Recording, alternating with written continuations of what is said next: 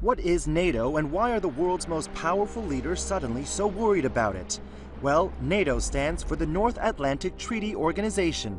It's a political and military alliance between North America and Europe that was born out of World War II and signed into effect in 1949. Its main aim back then, to push back against any future aggression from the Soviet Union. The developments of the North Atlantic Pact may have been reflected in the recent changes in the Soviet High Command. This became particularly important in 1955 when the Soviet Union and 7 other European countries signed the Warsaw Pact. Communism was spreading across Eastern and Central Europe, and this pact promised military support for Soviet satellite states.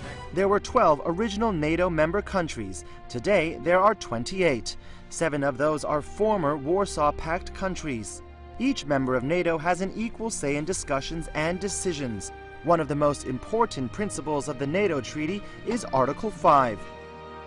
It states that an attack on one country is in theory an attack against all members. In theory, all troops and equipment in each nation is available for NATO to use. That means there are 3.6 million active personnel and another 3.7 million in reserve. So if it really came down to it, 7.3 million NATO forces could be mobilized. But Article 5 has been invoked only once in its nearly 70-year history, the day after 9/11. It led to NATO action in Afghanistan.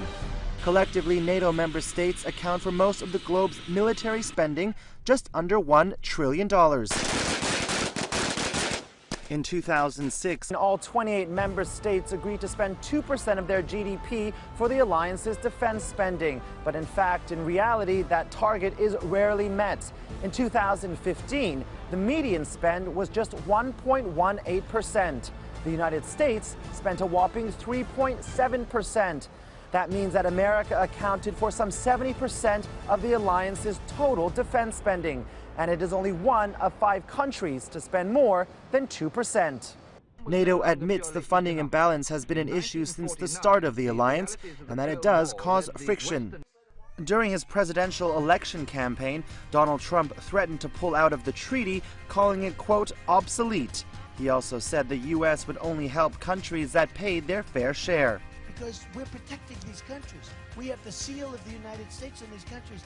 A major test of Trump's tough stance could come in 2017 when U.S. troops are due to be deployed in Eastern Europe under Washington's European Reassurance Initiative. The U.S. had gradually withdrawn its military presence from Europe since the fall of the Soviet Union. But that all changed in 2014 when Russia seized Crimea and started conducting military operations in eastern Ukraine. The U.S. responded with a $1 billion emergency response. Next year, that budget is set to triple to $3.4 billion. But will President-elect Trump follow through?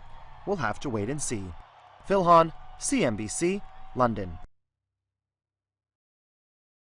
Still watching? Perfect. Click here to watch another great video from CNBC International. Oh, and don't forget to subscribe.